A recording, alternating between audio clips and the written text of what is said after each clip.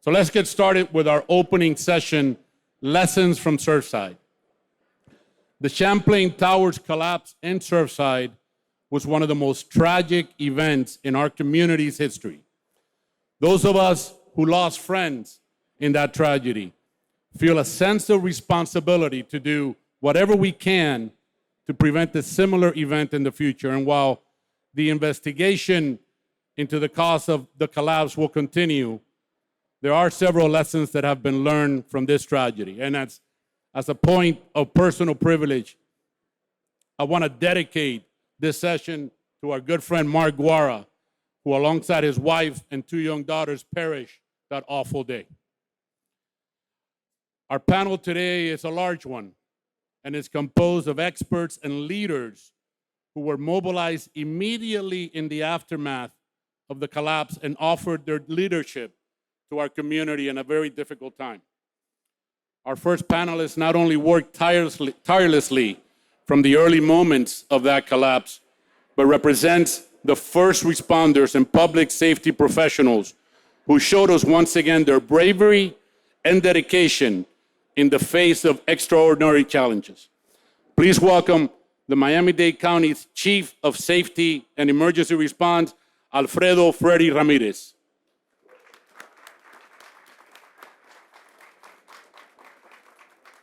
Next, we have one of our very own LBA board members. He is the founder and president of GlobalPro with years of experience in construction and insurance. Please welcome Dan Odess.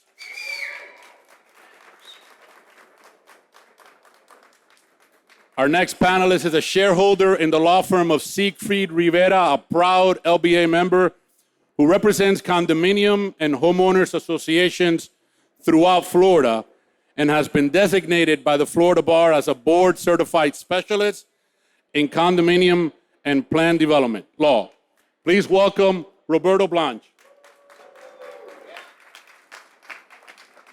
Our next panelist, we totally talked her into doing this. We talked her into participating in this because I know she's one of the hardest working individuals in county administration and probably has her desk filled to the brim. She's one of the most respected public servants in our community and serves as the director of the Department of Regulatory and Economic Resources. Please welcome Ms. Lourdes Gomez.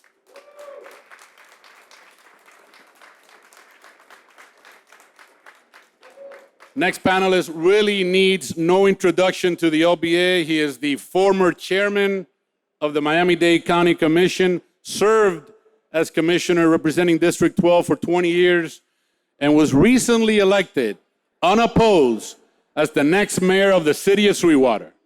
Most importantly, he's a director emeritus of the Latin Builders Association. Please welcome our good friend, Jose Pepe Diaz.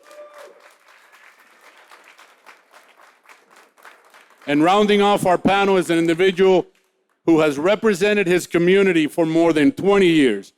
He began his life in public service as a councilman in the city of Hialeah, followed by a tenure in the Florida legislature, first as a state representative and then as a state senator. He currently serves as Miami-Dade County Commissioner representing District 13, his hometown. Please help me welcome the Honorable Senator Rene Garcia.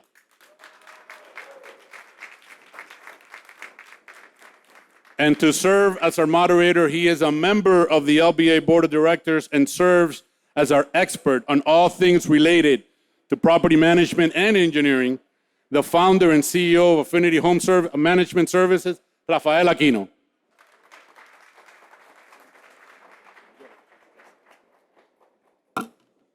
Thank you, Gus, and thank you to everyone that's here. It's honestly an honor to be the moderator for this panel, especially this distinguished panel, so thank you all. Thank you all who are here today. There's a lot that we're going to discuss, but let me start off with a little bit about myself. My name is Rafael Aquino. I am the co-founder and CEO of Affinity Management Services. We're a community association management company. We service Dade, Broward, Palm Beach, and now Colliers County.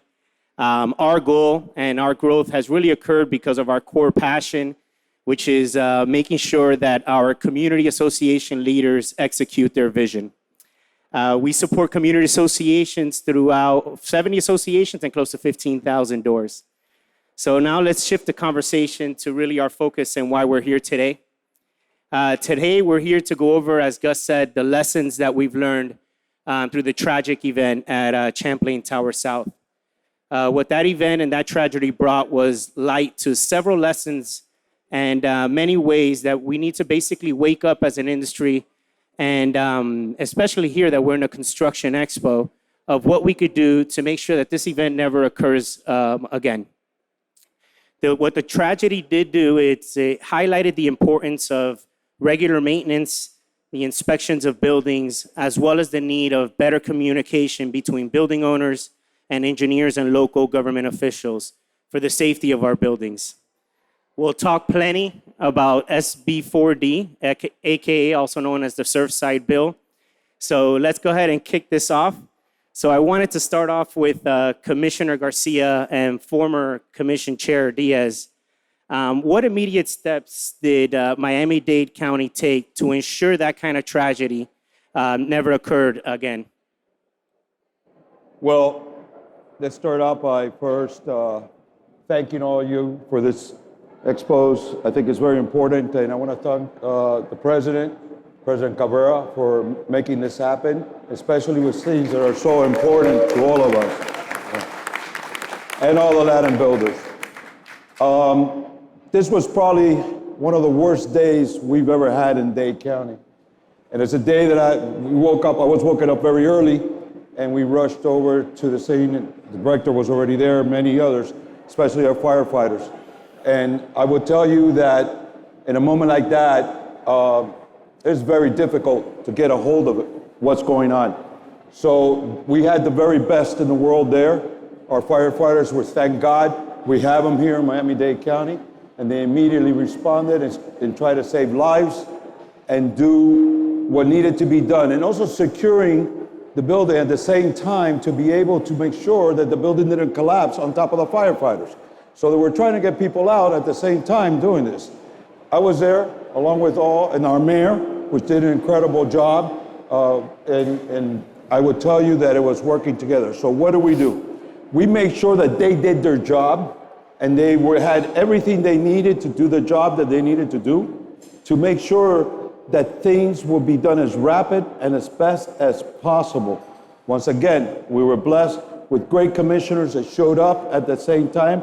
Everybody worked together, and we did what we needed to do, because yes, we immediately had to see how was this happening? Are the other buildings around coming down? Everything else. But I know it's going to be a lot of it being spared up here, so I'll hold off it. I got the senator right next to me. One of the things that we first did when Pepe and Commissioner, the mayor, congratulations on your re-election without any opposition. Pepe's good. One of the first commissioners that were there was Pepe and myself, and when I first got up onto the south building and I looked down and I saw the total devastation that had occurred, one of the first thoughts that I had was there's going to be a knee-jerk reaction to overregulate. And usually when we have these types of incidents, it's always a knee-jerk reaction to overregulate. And one of the things that I first did at that point was said, let's put in an ordinance. We have those holds here in Miami-Dade County to make sure that at least, like-minded individuals could have some type of direction as moving forward. And this is where now we see that we had the regulatory scheme that we have now for the re-inspections, because that is now 30 years. It used to be 40 years. Now it's 30 years and a couple of other components to it. But you should see the conversations that were being had throughout this time where the people wanted to have the re-inspections every 10 years. And this is why it's important for all of us in policy making to make sure that we don't overregulate, don't have these knee-jerk reactions when we have tragedies, try to get all the information to make sure we have the best policy forward. And I think in collaboration with the state and with us and the county commission and with the commissioner and the chairman's leadership at that time, we came out with a regulatory scheme that we have before us today. Yeah, excellent. I have to agree, though, with Pepe as well that, the way that both our firefighters and the police force stepped in was amazing. And it was amazing to see as well as how we had individuals from Israel and so forth coming in to help. So that definitely... I have to add one thing. If it weren't for the people that we had, once again, it wasn't just the firefighters, you're absolutely correct, it was our police. But if it wasn't for the leadership of Freddy Ramirez that's sitting up here, I would tell you a lot of things wouldn't have been done the way they were done. So thank you. Definitely, thank you. That. So I want to bring in Director Gomez and Chief Ramirez into the conversation. So obviously there was a lot going on at that time that you were having to manage. And one of the things I'm sure that came to mind was the buildings in the general vicinity. You know, were there any other concerns? So I wanted to bring you into the conversation to see what was done and what safeguards were put into place to ensure that other buildings weren't impacted. Well, certainly a number of measures were taken. If you remember the news from the time, many building jurisdictions, including Miami-Dade, launched building inspections on high-rise structures immediately. And we received at the time calls daily from the panicked public, of course, concerned, seeing a crack that, perhaps the day before they had walked by unnoticed, today, was calling their attention. So that was an immediate reaction, not just of the unincorporated jurisdiction, but also all of the jurisdictions, to my knowledge, pretty much launched their own assessments and did an inventory of their existing unsafe cases in light of Surfside. Correct. Mr. Ramirez? Hello? Let me shut this. Yes, for us, for the search and rescue part, first I want to commend our firefighters, our USAR team, our homicide detectives, our Israeli team. They came over to help us as well. All the engineers and construction companies that came to heavy lifting, because one of the hardest part is as we were doing the recovery of victims, the search, we had to move that debris. Fire department was running out of space, and it occurred really quick how massive that collapse was. So much so that we had to hire engineers to keep an eye on the different pillars that were still standing to make sure that they weren't pivoting that would cause another hazard to our first responders. And yes, in that inner perimeter where the command post was, where the mayor was sitting, where we were making decisions, we were around all these buildings that at the time we weren't really sure if there would be secondary collapses. There was another building down the street that was built exactly like this one. So obviously the community of Surfside was very up in arms and in concern, and rightfully so. But fortunately, all of us working together, we were able to ensure that the area was safe and we could focus on the search and rescue and then eventually the recovery. And I wanted to keep it with you, being that we're in a business expo, technology has been moving at light speeds. We have AI so much coming in that it's honestly going to provide benefits not just to the construction industry, but to many industries, especially for you and your force. So was there any technology that was used to help in the search and rescue? If so, what was used? Absolutely. Well, first of all, we had to bring in NIST, which is a national investigation agency for those type of things that handled 9/11 and other issues like that, to help us investigate this. Because for police, we were focused on the death investigation, the loss of 98 victims, and the recovery of property and family unification centers and all those kind of things that were really the emotional part of the investigation. But for our USAR teams, yes, they used lasers. They had infrared type technologies to try to identify victims and recover them as quick as we can. But for the investigative component, we definitely hired our own engineer to parallel NIST. And in the next couple of years, NIST will provide their findings. And then that'll go through its legal process. Right now, we're in that investigative phase, but it's heavily reliant on that. Yeah, I could say from the outside in, it definitely looked like things were going seamlessly. Obviously, it was a very difficult situation to deal with, but I have to say that from the outside in, it looked like things were going flawlessly.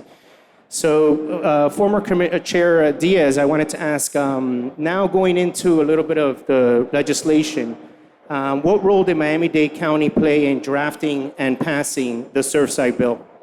Well, the number one role that we had, the mayor and I, when I was chairman, got together, and what we did is we created a giant meeting with all our partners, the federal, state, local partners, municipalities, everybody else to work together along with my colleagues. Rene, as he said before, a senator, we had to create a lot of, everybody wanted to create a bunch of laws and a bunch of things, and everybody was trying to rush. But yeah, we didn't know yet and Lourdes did an incredible job trying to slow down and talk to people and putting it together, because everybody wanted to do laws, to do this, do that, So our goal was to really understand from all our partners what everybody could do and working together. So our role was basically not only leading it because of the county's positioning, but also working hand in hand with the municipalities because each one had different situations and different money issues, different types of buildings. You know, these buildings mostly were on the edge of the water, and most of it is Miami Beach, Miami, so on. But you know, there's a lot of cities that don't have big buildings, and whether 30-year, 40-year, 20 years, everybody was very reactive. So I think our goal was mostly to work with the industry, including the Latin builders and many others too, to try to find a common ground so we would do the right thing for our citizens always. But we had great legislators that came up with great bills on our side of the fence, but using everybody and working together. So Miami-Dade County, I think, did a great job. I give kudos to the mayor, also with the administration, and all of us and my colleagues and I working together to make sure that that funnel of knowledge will come out in a perfect way in the right legislation. And that was our main role. No, and I would agree with you there because what's great is that we're working as a unit because speaking from the association management side, the legislation can have and will have many impacts to the homeowners and to the residents. And if things aren't done in the way that they should, where everyone is communicating on what the potential impacts would be, it's affecting our community. So, Robbie, you and I work together a lot in the community association space. Siegfried Rivera represents hundreds, if not thousands, of associations. Could you give us like a 30,000-foot perspective of the bill and what it was comprised of? As a result of the tragedy, a lot of questions were being asked with regard to what was the cause of this catastrophe. And some of the potential thoughts were that, well, maybe the board of directors could have done a better job in reserving or planning so that these issues don't repeat themselves.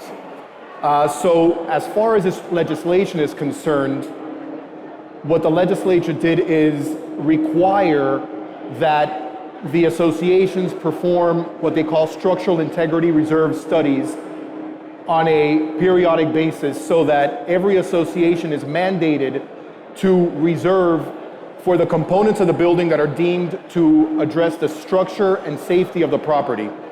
And those reserves adopted for the condominium buildings that exceed 3 stories in height cannot be waived, so that we don't have a situation where unit owners are voting to waive the reserves or not tax themselves and have the funds required to adequately maintain the structure and safety of their buildings. The other thing that they did was they incorporated the concept of milestone inspections, which Miami-Dade County trailblazers in this regard, but nowhere else in the state other than Broward County was there this 40-year recertification concept. Right. So what the legislature did was borrowed in a sense from Miami-Dade County and Broward County and required this milestone inspection comparable to the 40-year recertification, and now the county is at a 30-year as opposed to the 40 years. So the statutes and the ordinances locally are somewhat more on parity. With regard to properties that are within 3 miles from the coast, given the additional impacts that and wear and tear that being in near proximity to the coastline might have, that 30 years for milestone inspections is reduced to 25 years. And again, this is also for buildings that are 3 stories or higher. So those are the 2 main aspects of what the legislation did with regard to addressing some of this. Now, granted, we don't know what led to that disaster. Yeah. But at a minimum, hopefully, we can address from the condominium association perspective, you know, some of these issues that have been cited as possible causes for this tragedy. Right, yeah, and that's a great point of how you bring in the structural integrity, how they mentioned the structural integrity reserves. I can say from the management side that it's definitely going to help. It's going to make the decision much easier for board members if they have the money to do the necessary repairs, because not all associations are not funded. Some are, some are not. But those that aren't find themselves in a very difficult situation because they're having to decide, do I do the lobby or do I fix the structure? In this case now, they're going to find themselves in a position where they could do what's right for the community, and it'll be easier to be a homeowner. The only problem is that there's going to be some difficulties throughout the process. So I want to keep it with you, Robbie, because I know that there's some timelines associated with when these reserves, structural integrity reserves, need to be in place, and when the inspections need to be done. So if you can give us some highlights on the timelines. Sure. So the critical dates right now in the legislation, which, by the way, there's more legislation still pending now that might address and modify some of these timeframes. Maybe you can help us with this, but right now there's a date of December 31st, 2024. With regard to the milestone inspections, buildings that are 30 years or older will have to comply with those requirements by that date. Otherwise, as of that date, once you become 30 years from your CO, you will be receiving a notification from the authority having jurisdiction, wherever you reside, whatever local government is responsible for your property. And from the time you receive that notice, you will have to submit your report to the county or to the authority having jurisdiction and have your milestone inspection performed from that date. I believe it's 180 days from notice, if I'm not mistaken. And that's a two-phase process. So phase one, if phase one of the milestone inspection determines that the property does not have any substantial deterioration or substantial structural deterioration, then you do not have to go to a phase two. If there is a finding of substantial structural deterioration, then phase two will be triggered, and depending on what the engineer or architect doing the inspection determines, will dictate the timeframes within which the repairs will have to be performed for the building. Some might be complex, some might not. So that really depends on what the engineers and architects find. With regard to the structural integrity reserve studies, again, December 31st, 2024 is the trigger date by which those reserve studies need to be completed for condominium associations. Okay, excellent. Thank you, Robbie. And one important point that I wanted to also bring up, it's the actual reserves. By that same timeline, as it states right now, correct me if I'm wrong, Robbie, they're going to have those funds in reserves, correct? Yeah, unfortunately, many condominiums don't have reserves or don't have adequate reserves.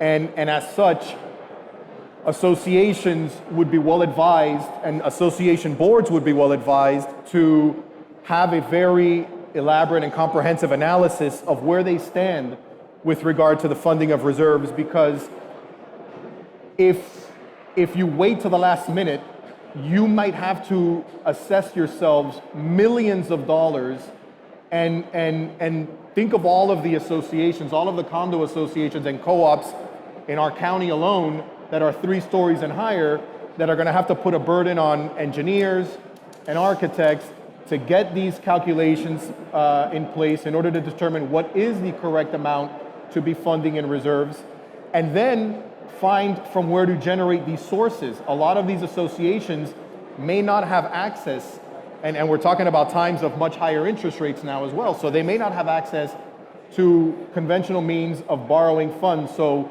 where are they going to generate these funds if not from assessing their own owners? And if they don't have access to long-term financing to be able to fund and infuse those reserve accounts, then you're probably looking at a situation where owners in buildings, and many of these buildings are not, high scale, high end, multi-million-dollar units. We're talking about, paycheck to paycheck type individuals that may have to deal with funding assessments for huge amounts of reserves, and that might put a big burden on them. It might result in foreclosure to some of these folks So these owners really these boards need to be very proactive and start easing into the funding of these reserves. That's what we're advising all of our clients. Yeah, I'm with you there, Robbie. I mean, we're basically doing the same thing. It's kind of, I would say it's a 60-40 split for us, where 60% are trying to hold off and see if changes are going to happen to legislation. But as things stand right now, there isn't much that's going to change with regards to the timelines of when these funds need to be in place. So yeah, there is going to be a financial impact. So, Director Gomez, I wanted to bring you into the conversation when it comes to engaging with building owners, developers. What has the county done to ensure compliance with some of the provisions that have been passed? Yes, so late last year, actually, we launched a series of webinars that were intended to educate both design professionals and property managers. And we actually still have those. We recorded them. They were Zoom webinars, and we still have them posted online. So if you're looking for a refresher on any of the information that's been discussed here with respect to Miami-Dade County requirements, you can find that on the Miami-Dade recertification webpage. Just keep in mind, of course, as was mentioned, that there are 35, cities, within our county. So you have to be sure that you are following your own jurisdiction's requirements, but certainly the template that you find on the Miami-Dade County page is the standard basic template for the recertification reports in this community. We also, through my department, engage with building officials countywide on a monthly basis. We have a building officials meeting, and they discuss amongst themselves refinements to reports, technical questions. So certainly it's an evolving thing. As was mentioned, the state is considering additional changes. So I have a feeling we'll be launching another series of webinars soon to educate the public again on whatever ends up being changed there. Yeah, it's great to hear that the county's doing their part in educating our residents and keeping them up to speed. There's so many changes going on, so doing what we can to assist, it always helps. So Dan, I know, same as Robbie, we do a lot of webinars. We're always educating, the community association space. It feels like it's a double whammy, right? We're having reserves being pushed at one point. We're having insurance increasing significantly. Could you give our panelists here and individuals here what's going on from the insurance perspective from the Surfside bill? Well, thank you to the LBA and everyone that's here. A lot of energy, obviously, the conversation out there. I'd be remiss if I didn't think that the insurance industry wasn't being opportunistic in a very tough time. There seems to always be an effort to overshoot the destination when it comes to some of the consumer legislation that we see unfolding right now in the current session that unfolded last year. Initially, the concerns going into those special sessions was to address homeowner issues. We saw broad legislation that impacted all lines of insurance. And today we are obviously in a very difficult time with regards to insurance, huge amount of influx of people down here. Buildings are occupied more than they probably ever have on a year-round basis. Your systems are getting stressed, and the insurance companies started to take a closer look at the way the buildings were actually being managed, in a lot of instances in these older properties, maybe even self-managed, and how they were reserving how they were reserving money, and also keeping up with those inspections. And we did see some insurers pull back initially, immediately after the tragedy, and then require additional inspections and additional underwriting. And then we saw this legislation get passed regarding roofs and various other obligations of the actual policyholder and not the insurance companies on the underwriting processes in order to place insurance.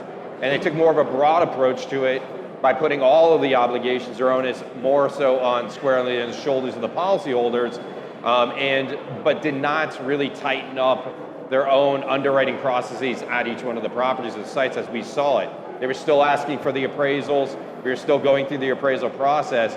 And we think through the current legislation efforts that much of that is probably not going to change. There seems to be kind of at a standstill of trying to figure out how to attract new insurance companies to the market to give better opportunity or better product. And one of the things we have seen since last year to this year is actually some of those products be stripped of coverages that you would are now paying an enormous amount more money for. They're expecting another, I believe it's 30 to 40% rate increases on top of the reserve studies that are already done in the next, within the next year. So just compounding those issues. And I believe that a lot of associations, even the well-funded ones that are being newly turned over and dealing with the 558 processes that Robbie knows all too well, and many of the other issues that are going, it's really plaguing those associations with efforts of trying to get ahead. And when you have a lot of associations, particularly, I would say the northern part of South Florida area, maybe on a fixed income basis, and they're trying to figure out how do we maintain the structure of our property, but also keep up with the new lobbies and the new pool equipment and the new lounge chairs to attract people to our buildings so that our properties continue to demand a certain value. But at the same time, we need to make sure that we can actually even afford to insure these amenities and all these things that we want to be able to deliver.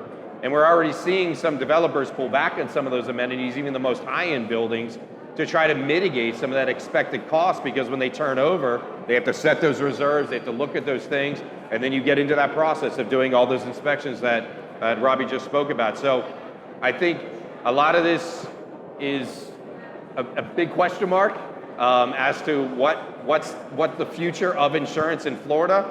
Accountability is a big word that I preach. And on our live show that we do every week, on our seminars, on our continuing education classes, accountability needs to be a big one. Accountability with regards to where are these premium dollars going? What are they going to do in exchange for these payments and these costs associated with this insurance? Another thing that I don't think the legislator has been looking particularly close enough at are these issues and the changes that are going on within the sublimits of coverage. And I know that's particularly of an interest with regards to the Surfside litigation and issues that we saw there with regards to that deep investigation that went on with regards to insurance and coverage. And insurance to value was a big issue with Surfside. And a play that a lot of associations that are cash strapped are doing is not insuring to the full amount of the appraisal value, but picking a relatively arbitrary value of what they can afford. And that's a big move, and whether or not it complies with their obligations under Florida Statute 718 and 11 is questionable. I even question whether or not the product being sold right now in the state of Florida is even compliant. Any product is even compliant with the obligations of any association, even if they are insuring to the full value of that appraisal.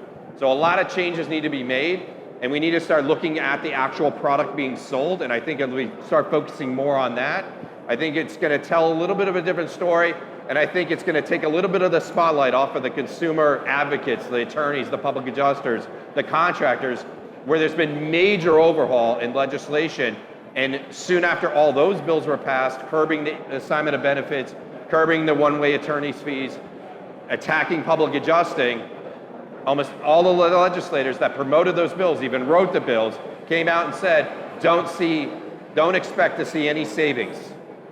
But again, since when was insurance about saving money, okay? Saving money or time? It's about protecting our financial interests. So I think we need to start realistically looking at the product that's actually being sold and then start talking about the cost of it and where that money's going once we pay it to the insurance companies.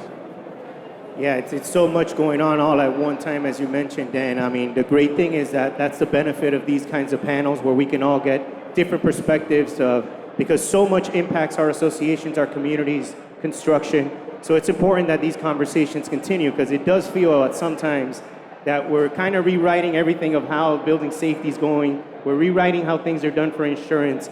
So it's a lot going on at one time. So thank you for that input.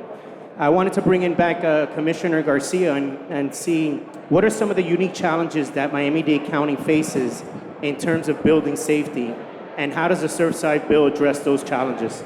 I think the most challenging part of the state legislation is really the reserves that need to be had right now. I think when we look at the unintended consequences of legislation, that's it right there.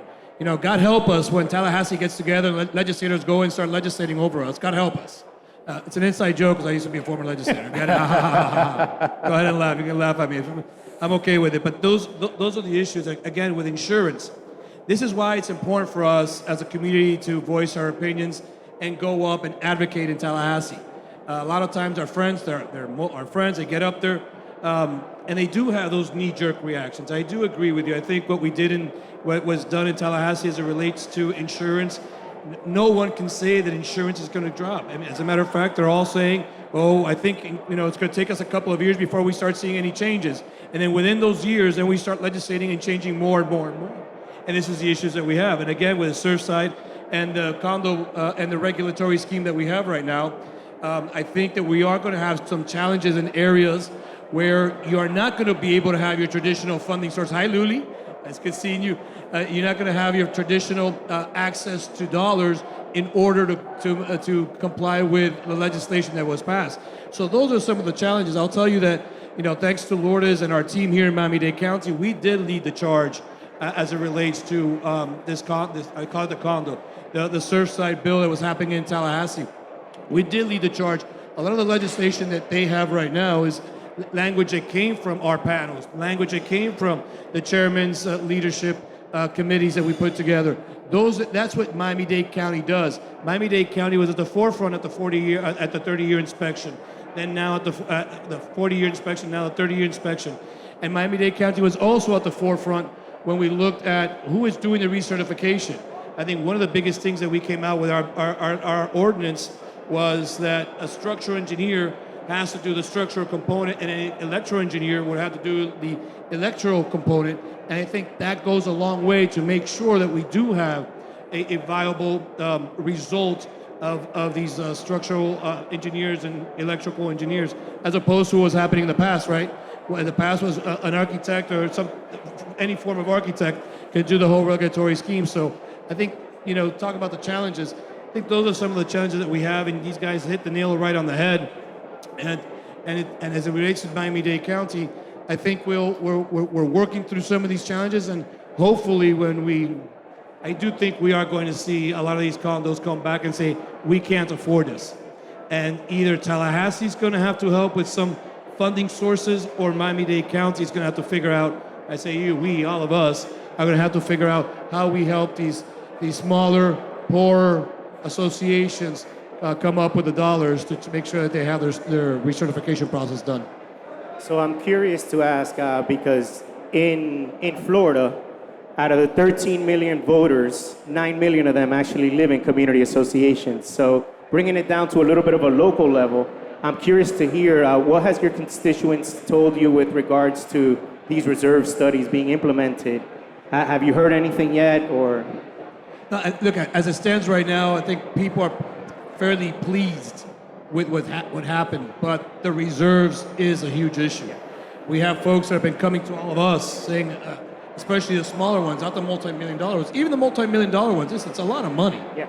It's a lot of money you have to put on reserves, and then when you have all these other expenses for regular maintenance and upkeep of the building and trying to compete with new residents, that is going to compete for new residents with other condominiums, that is going to be a challenge. And that's something that the mayor's here. Hello, mayor, it's great to see you. It's going to be a challenge for this community to really confront and take on in the next couple of years. So yeah, we're definitely, I can speak for us and our organization, we're in the forefront of dealing with it. And, some associations, we're seeing that they're going to see about a 70%, 80% increase in their maintenance fees, some even more. It really all depends because they're all different organisms. So it is something that's going to impact our community. I wanted to, since we're in the LBA and we're in a construction expo, I wanted to ask Dan, what are your thoughts with regards to the contractors? Because the work as of now needs to get done. The milestone reports need to get done. The structural integrity reserves reports need to get done. What are your thoughts? Do you believe we have enough contractors, enough engineers? I don't want to put you here on the spot, but Well, what are your thoughts? Well, as a licensed general contractor, which I am, growing up in the construction business, I've sadly got to see the downturn in markets through the eyes of my father than my own, while both working for some of the largest general contractors in the country, but also having my own construction company and doing my own development projects in Miami-Dade. We have a development site in Alapata, which we pulled back on. We cleared the land, The property's sitting there, it's nice and fenced off, and there's grass growing on it now. So I think the immediate reaction to Surfside was one of opportunity for a lot of contractors and engineers.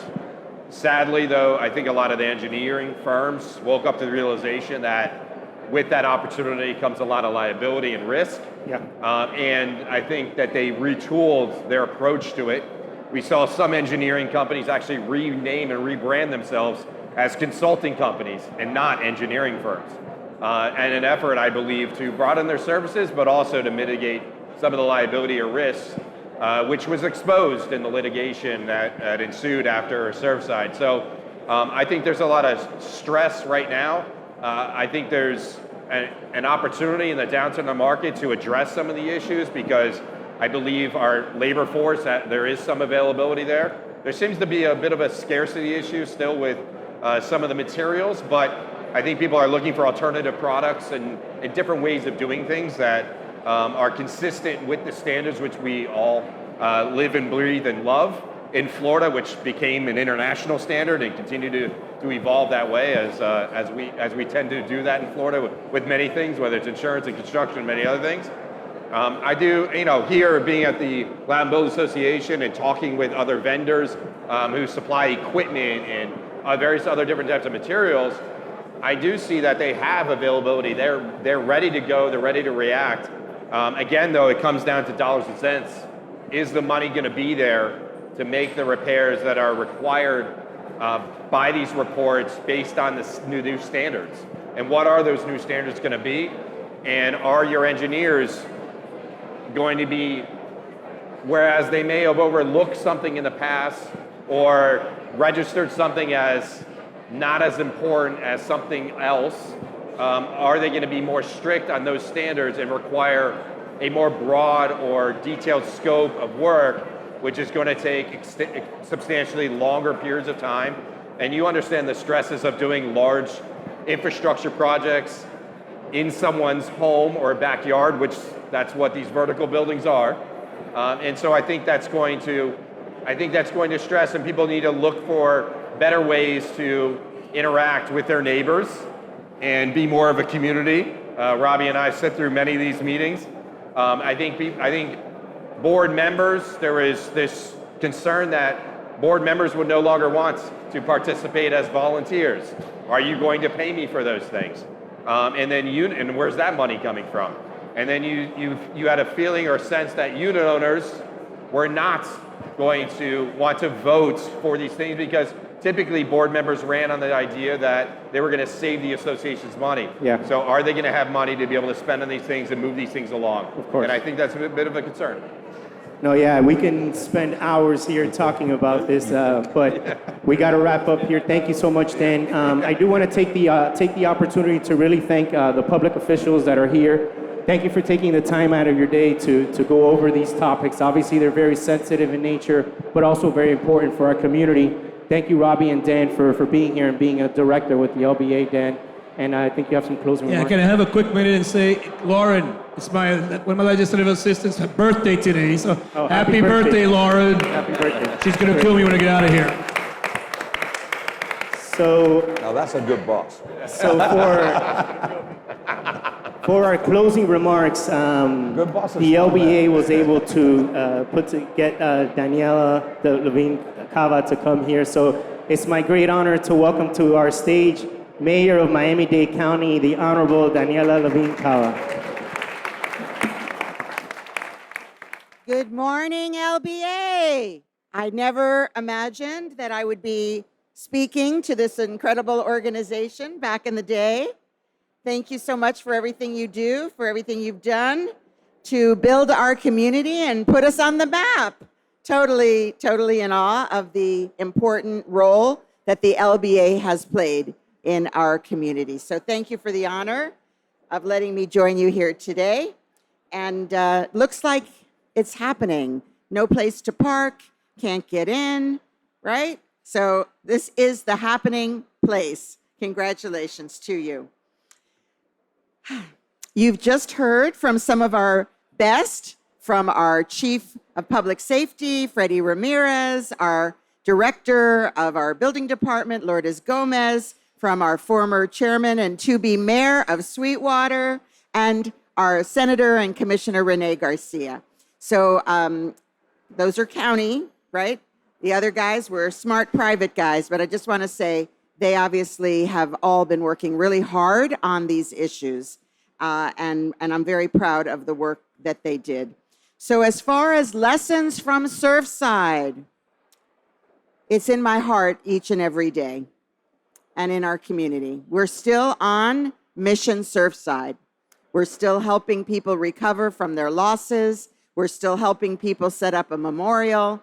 We're still helping people make meaning of what happened. And so it is really wonderful that the county family has worked so hard to take what we learned at Surfside and put it into action with reforms. I'm very, very, very proud of that.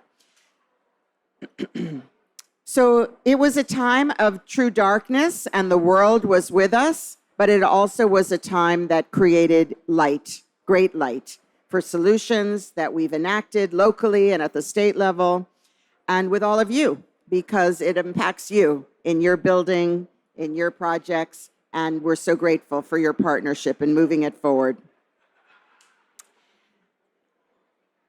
I've actually been on the quest to help families recover since I was involved in Hurricane Andrew. Who was around for Hurricane Andrew? All right, and again, LBA, a key player in rebuilding from Hurricane Andrew and all the tragedies. I actually was responsible for finding missing children from Hurricane Andrew. I was running the Department of Children and Families, foster care and adoption, and I was finding the children who had been displaced by the storm, the foster children, the children in their biological homes. And I learned then, and certainly I learned in Surfside, that we must thank our first responders, first and foremost, what they do, and all of our community leaders who step up to help us to deal with these kinds of tragedies. And you may have heard, I'm the collaborator in chief. That's my self-proclaimed title, but I think I've earned it. So I always work to bring people together to solve problems, and that is exactly what has happened. First thing, and I imagine that Lourdes Gomez told you about it, immediately we went out and inspected all of the buildings in the county's jurisdiction for the 40-year recertification. And we made sure that nobody else was in danger. We actually closed down a few balconies, and that was the extent of it. And we made sure. And we also have launched changes in the law led by now Commissioner Rene Garcia, more transparency for homeowners and condominium associations where we have to post the financial records, the inspection records, and make these things available to the public, to the residents, to buyers. Very, very important. We listened to experts. I'm sure many of you participated. We listened. What would be ways that we could strengthen our building code and protect the public going forward? We already have one of the strongest building codes in the country, but we've added more. We've added more. And we also know, as I heard discussed, that people cannot afford to make these necessary corrections to fix these problems. So we have done something really extraordinary, I must say, very proud of this. Using our surtax dollars, we created a program to give up to $50,000 interest-free loans over a 30-year period to those individuals who cannot afford these assessments. Thank you. Thank you, Gus. Thank you for the really incredible. And the first tranche was $9 million, and pretty much that $9 million is gone, but we are going to continue to increase it.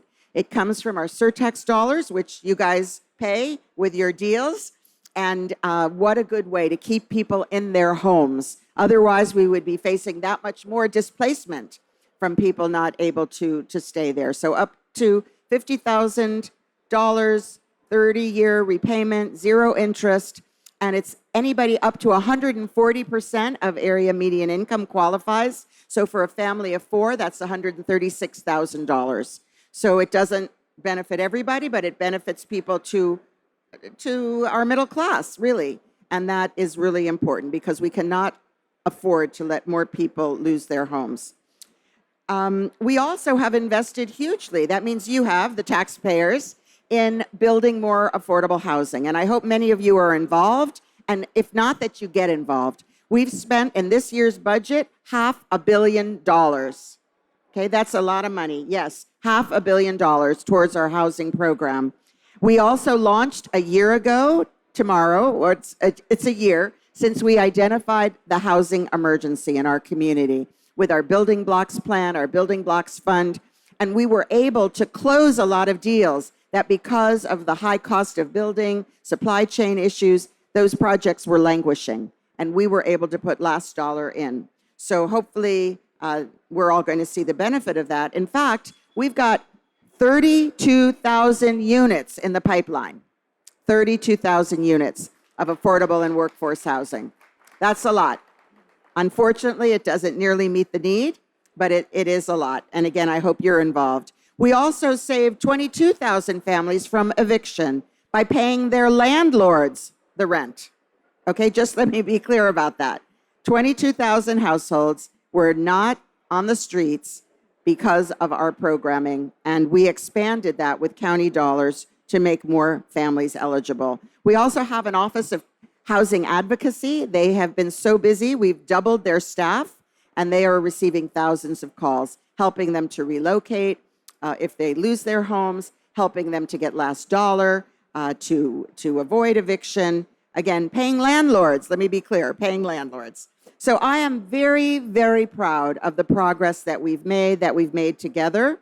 And I must say that we can't do it without you, our small businesses, our local businesses. And by the way, in Tallahassee, they were trying to eliminate our ability to favor local businesses with our county dollars. And I think we won that battle. Maybe some of you weighed in on that. So we no longer, God willing, will have a restriction on how we spend our local dollars to support our local businesses. That is really critical. So yes, thank you. Thank you to the lady in the front row clapping. I appreciate you. So we're also working to make a more business-friendly environment, to cut the red tape. And by the way, we're getting kudos for that. I don't know if you know, let's see, how many of you think, this is kind of a dangerous question, how many of you think that our county permitting process is moving quicker and better than maybe some other places? I'm not going to name any names. Okay, all right. Well, our new director of Public Housing and Community Development, he raised his hand. Good answer, Alex. Thank you. Truthfully, we get kudos a lot for our process being more efficient, but if it's not good enough, tell us what we can do to improve it. We want to continually improve. We also have a program for small businesses, Strive 305. Check it out, miamidade.gov/Strive 305. We are helping thousands of small businesses to get whatever they need, to market effectively, and so on. And we also have launched our Procurement Academy for small businesses to make sure they can get access to county dollars. So there's never been a better time to be an entrepreneur in Miami-Dade County. And all of you who are listening, and even those who are not, we salute you for what you're doing. Thank you so much to the LVA. Thank you for all you do. It's a pleasure to have an opportunity to speak with you today.